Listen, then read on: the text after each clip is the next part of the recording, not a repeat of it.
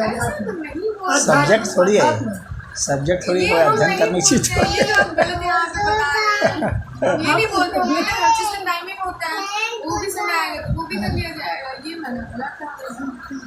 Timing बता सकते हो? टाइमिंग क्या आ जाएगा तो समय पे रहता है ना, मतलब कोई फिक्स टाइम है उसका? ऐसा कुछ नहीं। किसी चीज से इंसान जब दुखी होता है तो उसको रिजल्ट मिलता है तो उसके वजह से वो नॉर्मल आता है। ऐसा है ना कि ऐसा ये जो कुछ भी तुम देख रही हो और जो कुछ घटना घट रही है, ये सारी घटना ही आध्यात्मिक है। अध्यात्म कोई अलग सा चीज़ नहीं है, कोई ऐसी घटना नहीं है जो कि आध्यात्मिक नहीं है। जिसको भौतिक घटना कहते हैं सामान्यतः लोग, हाँ, तो वो भौतिक घटना भी अध्यात्म से ही है। नहीं वो अलग बात होती है, मतलब जरूरी नहीं है कि मतलब क्योंकि किसी भी भौतिक घटना की जो है व्याख्या जो है वैज्ञानिक आज तक ऐसा नहीं कर पाए हैं कि जो बिना चेतना से वो संपन्न हो रही है। कोई भी ऐसी थ्योरी नहीं दे पाए हैं। सारी घटनाएं आध्यात्मिक है। तो ऐसा नहीं है कि अध्यात्म में जाना है, अध्यात्म में तो हो ही हो, जाना नहीं है। तुम तो हो ही हो, उसे निकल ही नहीं सकते। इस प्रकृति में हो ही ना हो, इसे बात थोड़ी निकल सकते। अब इसमें अंतर क्या आता है, वो ये आता है जैसे कि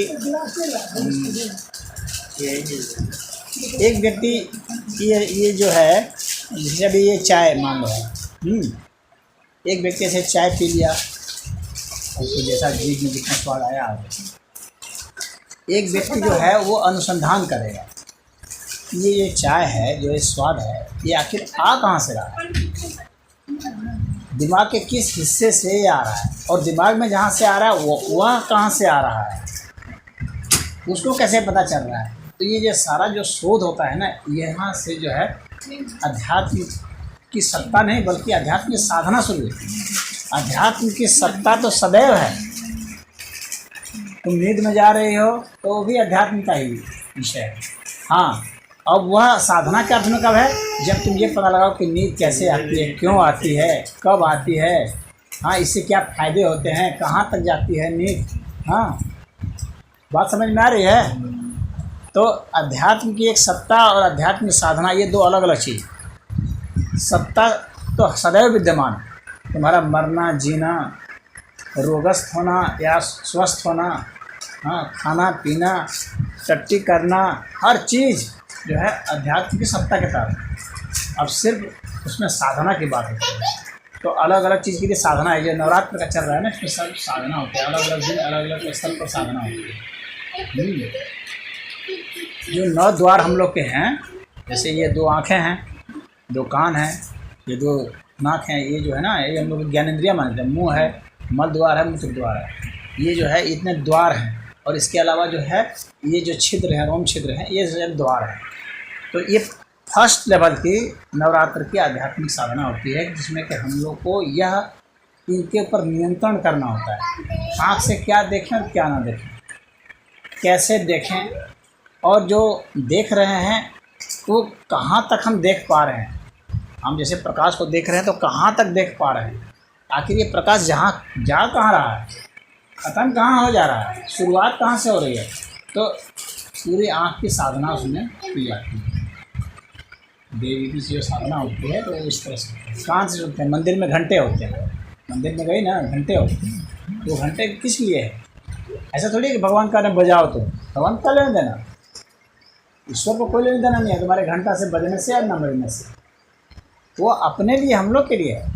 वो जितनी भी चीज़ें हैं वो सब साधना के लिए वहाँ पर है।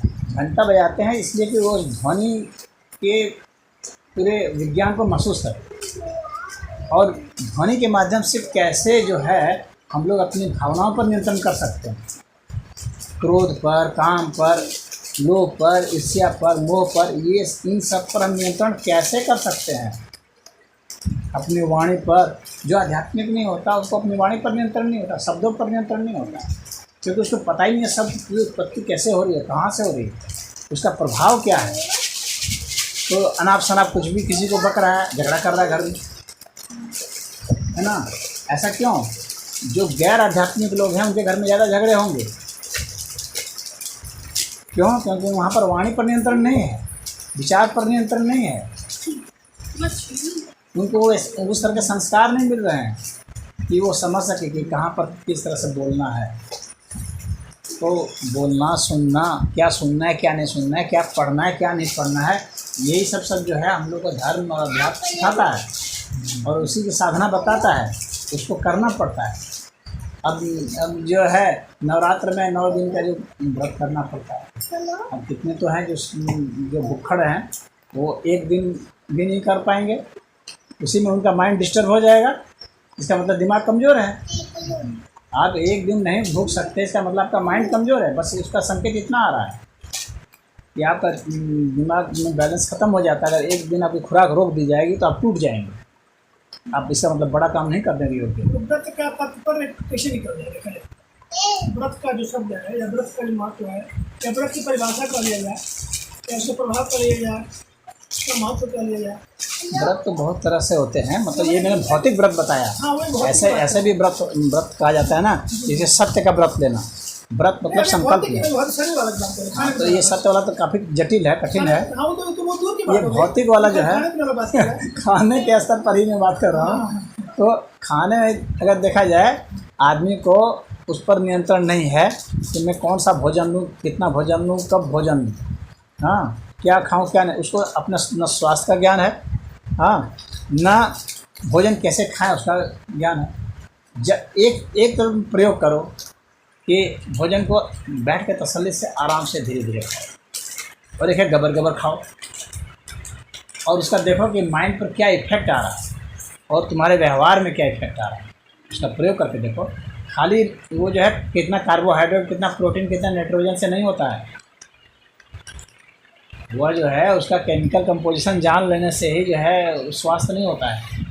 हम किसी भोजन को कैसे ग्रहण करते हैं, क्या किसी को धन्यवाद देकर ग्रहण करते हैं, किस उद्देश्य से ग्रहण कर रहे हैं। आखिर हम खाना खा रहे हैं तो हमारा उद्देश्य क्या होना चाहिए? खाते समय पे कोई उद्देश्य होना चाहिए कि नहीं होना चाहिए कि आखिर इससे हम खा रहे हैं, इससे जो हमको ऊर्जा मिलेगी उसका हम करेंगे क्या किसी का गर्दन काटेंगे? क्योंकि संकल्प करते हैं ना लोग, संकल्प करते हैं ना, हाँ कि हम पूछेंगे, किसी गर्दन काटेंगे, चोरी करेंगे, डाका डालेंगे, यह भी तो एक संकल्प कर रहे हैं लोग। और झगड़ा कर रहे हैं, कितने खाना बैठे उसी में झगड़ा शुरू हो गया, खाना भी छोड़ दिया, लात मार दी। हाँ, तो इसका मतलब क्या हुआ?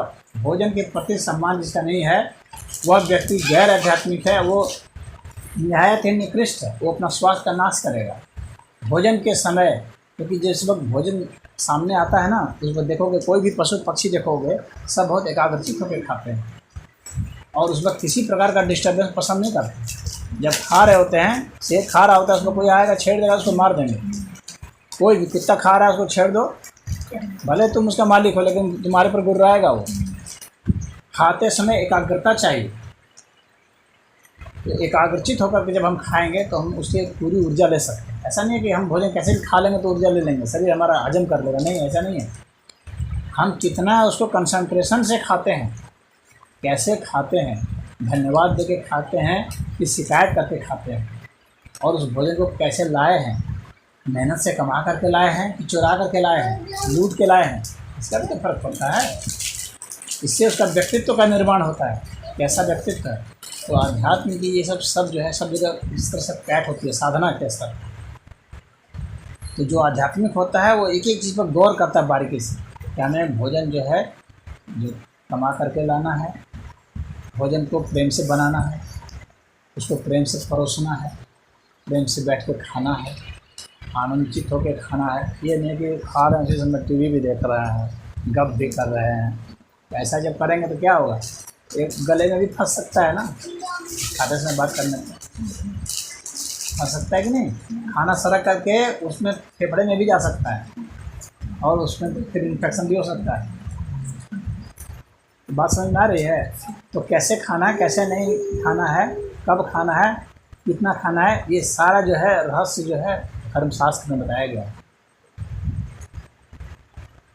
और उसके हिसाब से ही जो है करना चाहिए। अब जिसको जानकारी नहीं है तो भाई कैसे भी खा लेगा, तो पशु सब भी खा ही ना रहे हैं, कोई भी खा लेगा। लेकिन खाने का सारा विज्ञान ये धर्मशास्त्र में बताया गया है। अभी जो हम लोग का मॉडर्न साइंस है ये भी नहीं बता पा रहा है। वहाँ ये नहीं बताया जाता है कि भोजन को कैसे तुम खाओगे। वो नहीं, बस खा लो, मिल गया बस खा लो।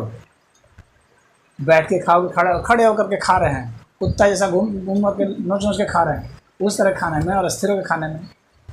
पार्टियां हो रही है ना, शहरों में देख रहे हो, अपने गाँव में भी आजकल मैं देख रहा हूँ हो रहे हैं। और तो और जो है भंडारा में भी संजीव भी प्रेशर बार रहा है कि आप भंडारा जो कर रहे हैं ना उसमें भी ऐसे ही खिलाइए। हाँ, तो वो तो काफ़ी जिद करके जो है उसको मैंने रोका हुआ है। इस बार ऐसा नहीं होगा। नहीं, इस बार किसी बार नहीं होने देगा। वह एक आपात स्थिति अलग है कि भाई सब कुछ गिर गया, खूब पानी पड़ रहा है तो भाई छिप करके कहीं खा लिया, वह एक आपात स्थिति अलग है। आपात स्थिति में तो आदमी जो है अपना मांस भी खा सकता है, आपात स्थिति अलग है, लेकिन वह एक सामान्य नियम तो नहीं ना। आपात स्थिति में तो जो विश्वामित्र थे वो भी जो है मांस की चोरी किए। हाँ, विश्वामित्र पूरा अकाल पड़ा था, उसका महाभारत में वर्णन आता है। हाँ, तो एक चले गए थे एक डोम के यहाँ। हाँ, तो पहले उसको मुझसे मांगे, पहले वो नहीं दिया, बोला कि नहीं दूंगा।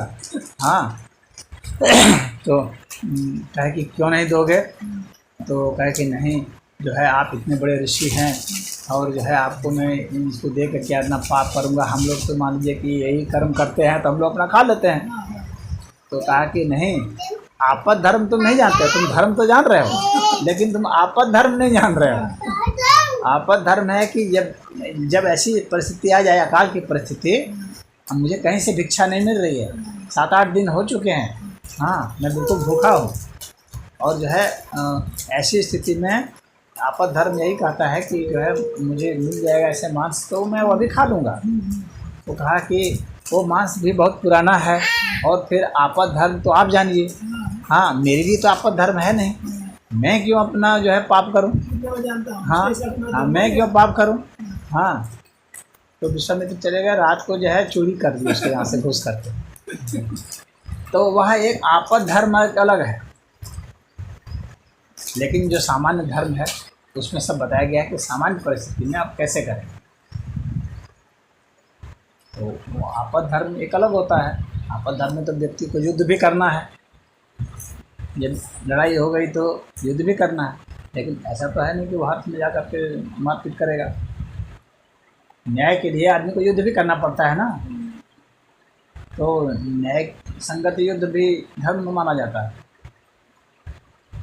तो यहाँ पर यही सिखाया जाता है धर्मशास्त्र में कि किस तरह से हमको खाना है, पीना है, रहना है, सोना है, उठना है, बैठना है, स्वागत करना है, यानी जिंदगी की पूरी जो चर्या होती है, पूरी चर्या सिखाया जाता है। इसीलिए राधा कृष्ण ने कहा था ना कि Hinduism is a way of life.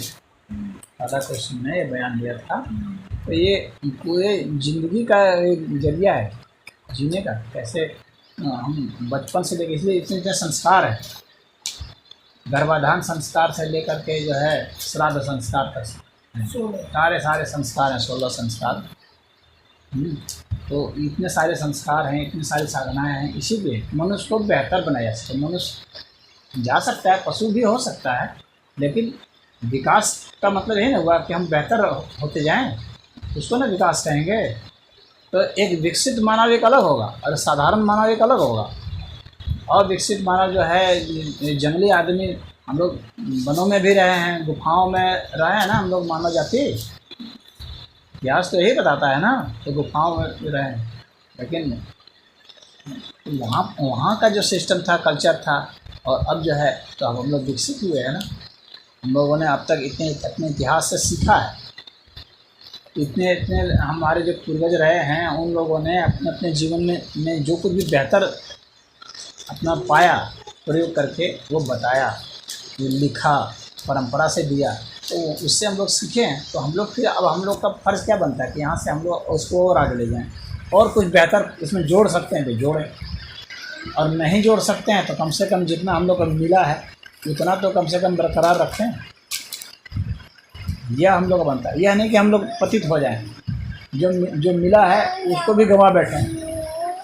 अगर हमारे पास 10,000 रुपया है तो बहुत सारे ऐसे होते हैं ना गांव में कि भाई 1-2 बीघा ज़मीन है, नहीं बढ़ा सकते तो उसी में उपजा खा रहे हैं, लेकिन अपना उसको बचाएगा। और कुछ जो ऐसे निठल्ले निकम्मे होते हैं उसको भी बेच करके खा पी करके उड़ा देते हैं, भीख मांगते हैं उनके अंदर, तो वह तो उचित नहीं है। उसको हम बढ़ाएं जितना बढ़ा सकते हैं, तो बेहतर होने के लिए आजकल साधना ये पद्धति जो है। मतलब आध्यात्मिकता है, जो मतलब कैसे जो आधुनिक लोग, खासकर जो पढ़े लिखे लोग, तो रुझान जिसे तो भीड़ दिखाई दे रही है टीवी में, बाबा जी लोगों के यहाँ खूब भीड़ दिखाई दे रही है। और कुछ वर्ग ऐसा है कि एकदम इसको स्वीकार ही नहीं कर, मानता ही नहीं है, खासकर जो पढ़ा लिखा हो गया। जैसे क्या हम लोग अनपढ़ हैं हम लोग? आपको तो पता, हमको आपको पता है, लेकिन जिसको नहीं पता है वो तो यही कहेगा कि सब ढोंग है। तो सब बाबा जी राज जो है, तो वो अब जो प्रदर्शित कर रहे हैं टीवी वाले, जो बैड इफेक्ट जो डाल रहे हैं, और उसके भी अनुयायी बढ़िया से दिखाई दे रहे हैं, अच्छे अनुयायी दिखाई, खूब भीड़ लगी हुई अनुयायियों की। मैंने बताया ना कि हर एक मानव का जो विकास है ना, तो अलग अलग लेवल के अलग अलग गुरु मिलते हैं, ये तुम जान लेना। हाँ, मतलब चोरों के भी गुरु होते हैं, डकैतों के भी गुरु होते हैं, तो जो जिस लेवल पर है उसके वैसे गुरु होते हैं और रहेंगे ही। ऐसा नहीं है कि उसको आप हटा सकते हैं, ऐसा आप नहीं कर सकते। तो जो नहीं मानते हैं उनके भी गुरु हैं, ऐसा नहीं है कि उसके गुरु नहीं है। उसमें भी जैसे कम्युनिस्ट है तो कम्युनिस्टों का भी कोई गुरु है, हाँ, नास्तिकों का भी कोई गुरु है, सबके गुरु हैं, वो उसको फॉलो करता है, तो उसका वह लेवल है तो उसको फॉलो कर रहा है। नहीं, हमारा कुछ हम पूछ रहे हैं, जैसे कि आजकल देखा जाए तो बहुत घरों में पूजा पाठ की परंपरा खत्म हो गई। ये पहले था कि बिना भोग लगाए, बिना सुबह उठे भगवान को कुछ दिए चढ़ाए या ध्यान किए, कुछ ग्रहण नहीं करना है। ये परंपरा धीरे धीरे काफ़ी आधुनिकता में खत्म हो गई है। हो रही है ना? प्रश्न तुम पूरा कर लो, उसके बाद फिर मैं बोलूँगा ना। हो रही है ना? इससे क्या फायदा और क्या नुकसान?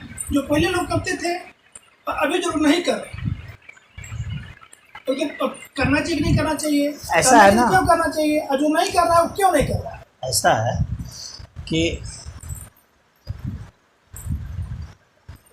हम लोग के यहाँ समाज जो रहा है, जो संस्कृति हम लोग मिली है, इसमें ग्रहण और त्याग इन दोनों का समन्वय किया गया, और इसके आधार पर जो है हम लोग की सभ्यता संस्कृति विकसित हुई।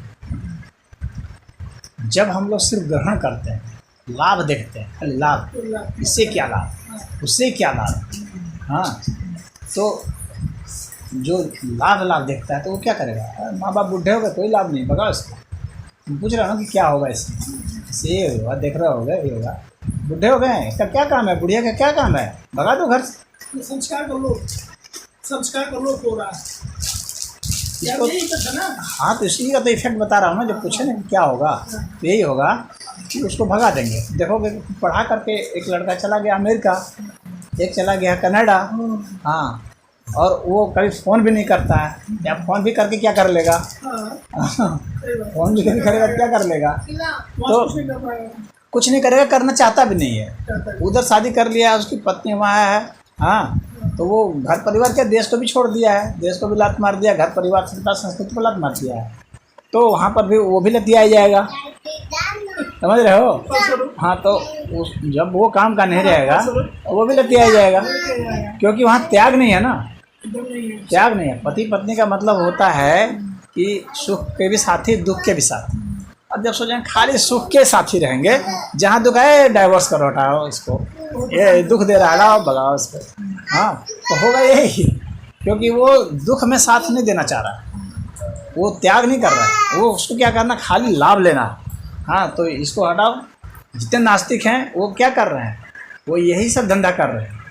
वो तो इतने नीचे गिर गए हैं कि अपने माँ और बहन को भी नहीं छोड़ रहे हैं, क्योंकि वो उस हिसाब से लाभ देख रहे हैं। तो वो जो है पूरा वो भौतिक हो चुके हैं। तो वैसी स्थिति में क्या होगा, वो बिल्कुल ही पशु के स्तर पर गिर जाएंगे। वो हर चीज़ में लाभ देखेंगे, वो सोचते हैं, वो अपने आज़ादी सोचते हैं, लेकिन अपना कर्तव्य नहीं सोचते।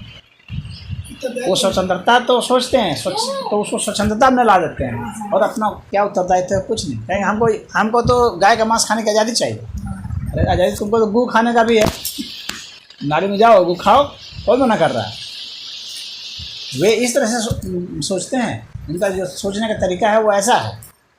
तो जो ऐसा संस्कार होगा वो उसका पतन उसे हो जाएगा। जैसे घर में रहोगे दारू पिएंगे, दारू यहाँ तक कि जिसको तुम कह रहे हो ना पैसे वाले, तो पैसे वाले क्या कर रहे हैं, घर में ही शराब खाना खोल दिया है, बढ़िया सजा दिए। घर में ही वैश्यालय खोल दिए हैं। सच्चाई है कि नहीं है? घर में वैश्यालय खोल लिए हैं, घर में शराब खाना खोल लिए हैं, घर में डांस क्लब खोल लिए हैं, सब घर में वो खोल लिए हैं। सब सुविधा है। हाँ, जहाँ तक मतलब पतित हो सकता है वहाँ तक चला गया।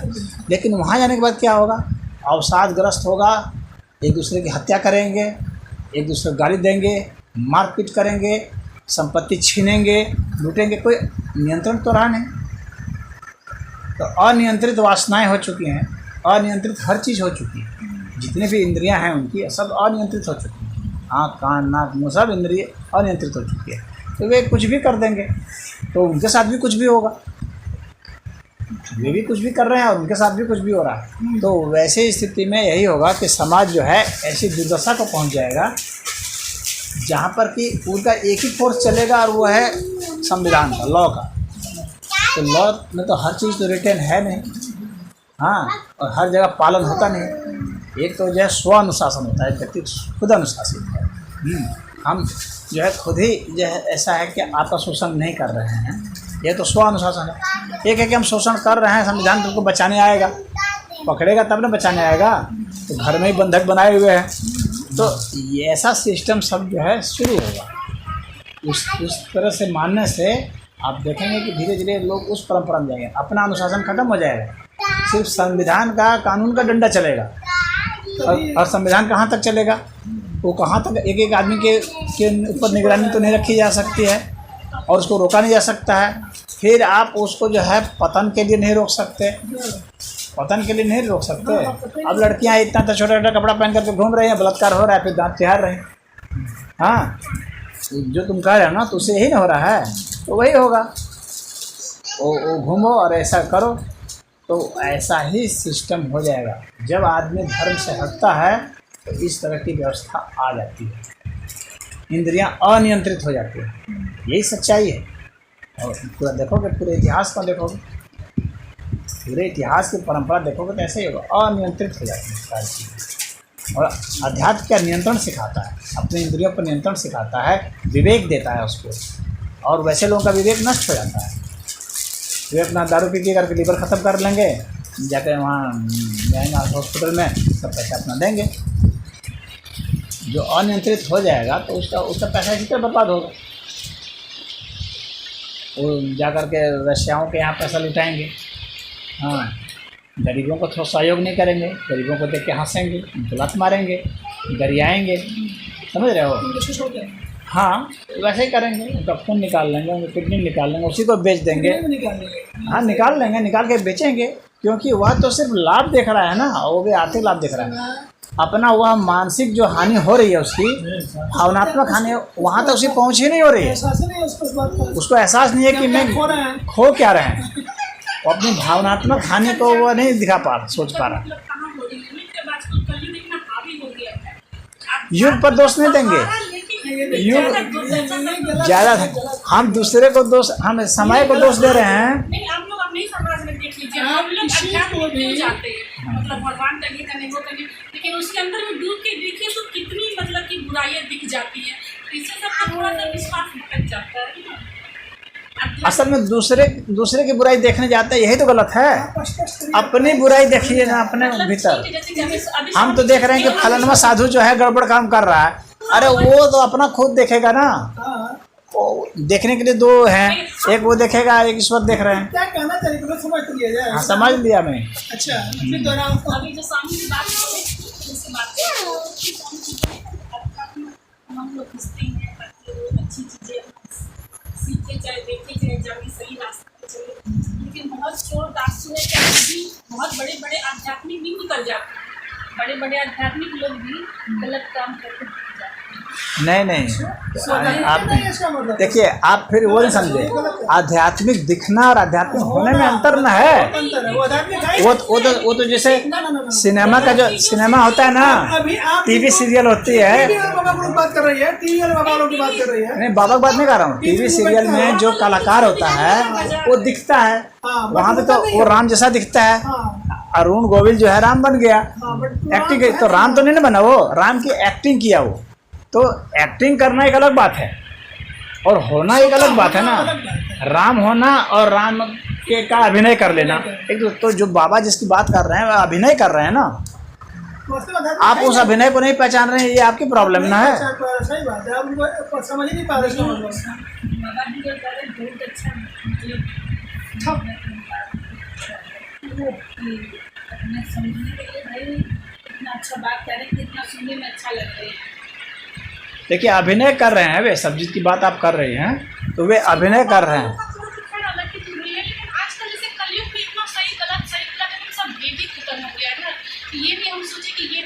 ऐसा हर युग में था, ये आप सोच रहे हैं ना। आप कोई ऐसा युग बताइए जिसमें कि नहीं होता था। आप क्या कोई ऐसा युग बता सकती हैं? ऐसा हर युग में था। अब सीता को उठा करके रावण भाग गया उस युग में, भगवान राम के समय में, तो वो नहीं हुआ। हाँ, रावण जो है अपने बहन के पति को मार दिया। वही चीज पति को मारा। हाँ, और से वो वचन लिया था उसने सुपर्णा ने कि तो खानदान नष्ट कर दूंगी, तुम चेंज नहीं। तो वो हर युग में हो रहा है, किसी ऐसा नहीं है। इसलिए व्यक्ति जो है, अभी समझिए कि हम अगर देखते हैं, अच्छा से गौर से देखते हैं, तो मैं समझता हूँ कि मानवता पहले से ज़्यादा विकसित हुई। अच्छा, हाँ, और यह डेवलप्ड है। हाँ, मैं ये मानता हूँ। पूरे ब्रॉडर पर्सपेक्टिव में देखता हूँ तो मुझे ऐसा लगता है कि ब्रॉडर पर्सपेक्टिव में देखते हैं तो पहले से हम लोग ज़्यादा विकसित हुए हैं। पूरा समाज जो है ना, भले लाख बुरा दिख रहा हो, लेकिन फिर भी उस समय से हम लोग कम बुरे हैं अभी। ये आप जान लीजिए, जो आज भी आपको बहुत बुरे दिख रहे हैं ना, वे उस समय से कम बुरे हैं। उस समय का आप समाज देखेंगे ना, कितना जंगली था, जिसको मन उसको मार देता था। लोग जो है खाते थे, आदमी को मार मार के खाते थे। आप ग्रंथ पढ़ेंगे तो देखेंगे कि वहाँ जो है उसको पकड़ करके बलि दे दी गई, आदमी को पकड़ के बलि दे दी गई। यहाँ तक कि उसको टॉर्चर करके मजबूर किया जाता था कि तुम बलि दो, अपने घर वाले को भेजो, और उसको कह देते कि तुम दे दो। नचिकेता को उसके बाप ने दे दिया, हाँ तुमको मैं यम को देता हूँ, जाओ। ये उस समय का हम देखते हैं तो बड़े से बड़े जो समाज था उसमें बढ़िया से बढ़िया, जिसको उसमें देखते हैं कि ये सब तरह की बुराइयां थी। तो ये मैं नहीं कह सकता कि उस समय सारे लोग दूध के धुले थे, आज जो है सब बुरे हो गए, ऐसा नहीं है। आज जो है ज़्यादा विकसित हो गए, ज़्यादा तर्कशील हो गए। पहले तो इतने ज़्यादा राक्षस किसको कहते थे, पकड़ पकड़ के आदमी को खा जा रहे हैं, उठा करके किसी को घर में हमला कर रहे हैं, पूरे गाँव का गाँव जला दे रहे हैं, गाँव के महिलाओं को उठा कर लेके भाग जा रहे हैं। पहले और क्या, मूर्खता भी ज़्यादा थी। हाँ, अब इंटेलेक्चुअलिटी बढ़ गई है, इसलिए वो राशि पैदा नहीं हो पा रहा है। अरे वो जमाना बहुत ही विभत्स जमाना था। कलयुग की बात कभी का। अब ये जो है यूरोप का देख लीजिए, कुछ ही आप मेडिकल साइंस में पता नहीं पढ़े हैं कि नहीं पढ़े। अभी कुछ दिन, मतलब यहाँ तक कि 19वीं सेंचुरी तक चला है कि वहाँ पर जो उपचार किया जाता था, हाँ, ग्रीक व्हाइट कहते थे, पोटी खिलाई जाती थी, उसका नाम रखे थे ग्रीक व्हाइट। हाँ, कुत्ता का उसमें वो सफ़ेद पोटी उसको खिलाते थे, गला का वो था। हाँ, ऐसी चीज़ें हैं ना कि पेशाब पिलाया जाना, टट्टी खिलाया जाना, ये सब बोलते थे। चुड़ैल का सिस्टम था वहाँ पर, विच हंटिंग का वहाँ पर लॉ बना हुआ था। विच हंटिंग का लॉ बना हुआ था, और उसके उसको स्त्रियों की तो इतनी दुर्दशा थी, उसको मरना है, जिसको कि उसको आइडेंटिफाई कर दिया, बस उसको मरना है। इतनी सज़ा उसकी होती थी, इस तरह की, जिंदा चला जाता था। हाँ, यूरोप की बात कर रहा हूँ मैं। जब हम पूरे समाज को देखेंगे तब ना करेंगे। यूरोप में पूरे ये हालत थी। सही, हमको भी लगता है कि पहले ज़्यादा इंटेलेक्चुअलिटी बढ़ गई है। अभी अगर एक कांड कहीं कर देंगे ना तो मीडिया आ जाता है, प्रचार हो जाता है, उस पर इंक्वायरी होती है, बहुत कुछ होता है। अब इतना आसान नहीं जुल्म करना। अगर वही हम पहले देखेंगे तो जुल्म ज़्यादा होता है। महिलाएं जितना उस वक्त रो सकते थे, गा सकते थे, अगर आपका बल है तो आप लड़ सकते थे, कानून आपके लिए नहीं था खड़ा। अभी महिलाएं जितना अभी मजबूत है, हाँ हमको तो जितना मजबूत महिला अभी है इतना मजबूत कभी नहीं रही। हाँ, पहले तो नहीं रही, नहीं रही, कभी नहीं नहीं नहीं। रही। जितना उनको अधिकार मिल गया हाँ। और देखा जाए कि सदुपयोग वो करें अगर, जितना मजबूत वो हो पा रही हैं, बच्चे भी नहीं हो पा रहे हैं। और आगे टॉपर जो निकल रही हैं, IAS PCS निकल रही हैं, महिलाएं निकल रही हैं। IIT टॉपर लड़कियाँ थी, IAS टॉपर अभी कौन एक लड़की निकल रही है। तो इतना मजबूती कहाँ से, इतना कभी था क्या? कभी इतना होता है? अधिकार वगैरह सब कुछ अभी है, लेकिन अभी क्या कम है जो मैं बताना चाहता हूँ वह कर्तव्य बोध कम। पहले कर्तव्य बोध ज़्यादा था, अब कर्तव्य बोध कम है। अधिकार के प्रति सब सच, हमको ये मिलना चाहिए, हमको वो मिलना है, लेकिन मुझे क्या करना है, ये नहीं है। कुछ नहीं, हम कुछ नहीं करेंगे। हमारे हाँ, हमको ये अधिकार दो, वो अधिकार दो, वो अधिकार दो। ये मोरल जो है, हाँ, मतलब ये डिक्लाइन हुआ है, ये घटा है, ये कर्तव्य बोध। लेकिन ये कर्तव्य बोध फिर जागृत होगा कब? भाई जब आप गाली देंगे हमको, हम भी गाली देंगे आपको, तो एक समय तो ऐसा आएगा ना कि जब दोनों चुप हो जाएंगे तब समझ में आ जाएगा कि गाली देने से गाली ही मिलती है। हाँ, हम जब 4 लात मारेंगे तो मुझे भी 10 लात मिलना है। जब ये पता चल जाएगा तो लात मारना अपने बंद हो जाएगा। तो कहाँ तक हमारी नाक है, हाँ, ये हमको पता चलना चाहिए। अभी नहीं पता है तो पता चल जाएगा। हाँ, ये समाज का फेज होता है ना, दौर होता है, कोई एक उपद्रव होता है कुछ समय तक, उसके बाद फिर जो है, अब देखिए अभी इजराइल और उसमें लड़ाई हो रही है कि नहीं, अब मार करके वो कर देंगे, उसके बाद सब ठंडा हो जाएंगे। कुछ समय देख लीजिएगा 4-5 वर्ष के बाद फिर कहेंगे हो गया, अब नहीं, ठीक है भैया तुम अपनी जगह रहो, हम अपनी जगह रहो। हाँ, तो जब मार होती है ना तब ऐसा ही होता है, जब तुम जो मारने वाले में हो तो वो भी मारने वाले में, अब दोनों की जब मार होगी तो बस ठंडा हो जाएंगे कुछ दिन तक। हाँ, तो वही मैं कह रहा हूँ। तो ये जो पशुवत वृत्ति है, जो आदमी अपना कर्तव्य नहीं समझता है, मुसलमान क्या अपना कर्तव्य नहीं समझ रहे हैं कि मेरा क्या कर्तव्य, खाली अधिकार मांग रहे हैं कि हमको सरिया ला चाहिए, हमको हाई चाहिए, हमको हाउ चाहिए। अरे तुम्हारा क्या कर्तव्य, दूसरे क्या चाह रहे हैं वो भी तो देखो। तो वैसा नहीं देख रहे हैं तो आप मार से समझेंगे, जो बात से नहीं समझता